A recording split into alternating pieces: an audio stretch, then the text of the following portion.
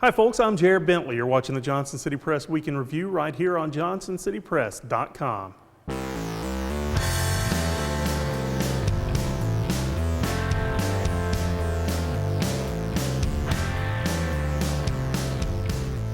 The number of active coronavirus cases in Northeast Tennessee declined for the fourth straight day on Thursday, the first time it's declined for at least 4 days since mid-May when there were only 30 active cases in the region. 2 residents at a Johnson City nursing home have died after contracting the novel coronavirus, and 1 fatality was reported in Sullivan County, bringing the region's death toll to 56. If the active case count decreases again on Friday, it will be the first time active cases have decreased 5 days in a row since April 13th through 17th. As of Thursday, there were 2,918 active infections. The region's 61 new cases meant that number was fewer than 100 for the 3rd time this week. Carter County Mayor Rusty Barnett said during a Health and Welfare Committee meeting on Tuesday that the county would see an additional 74 cases added to its total on Wednesday due to an error by the health department that misattributed those cases. Those cases had yet to appear in Carter County's case count as of Thursday. According to Ballad Health, there were 8 new hospitalizations reported in the region on Thursday.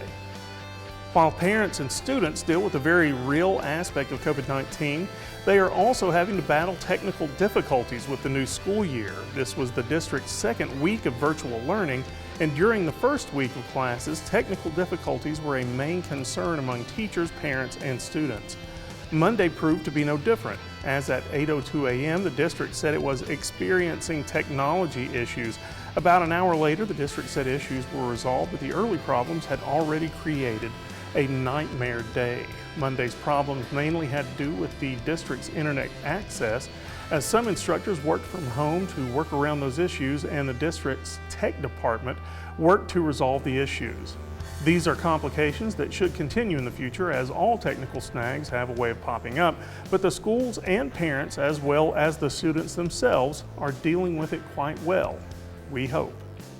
Motivated in part by a First Amendment lawsuit filed by protesters at the 2018 Tri-Pride Festival, Johnson City plans to move the management of events at 3 downtown sites in-house. The Johnson City Commission voted unanimously Thursday to terminate its management agreements with the Johnson City Development Authority for King Commons Park, Founders Park, and the Pavilion at Founders Park. The city will add an employee to manage special events under its Communications and Marketing Department. That position will be funded with money reallocated from the JCDA.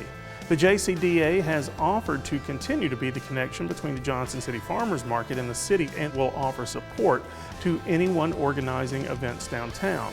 They have also asked that the city continue to provide rental income that the organization has relied on to fund programming like Founders After 5.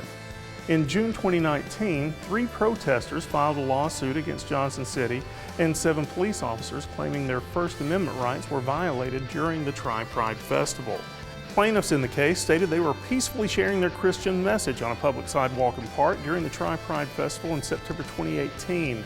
They claim officers with the JCPD told them they could not preach in Founders Park where the festival was held, could not bring their signs into the festival area, and could not stand on the sidewalk outside the festival area. They claim that the officers then threatened to arrest them.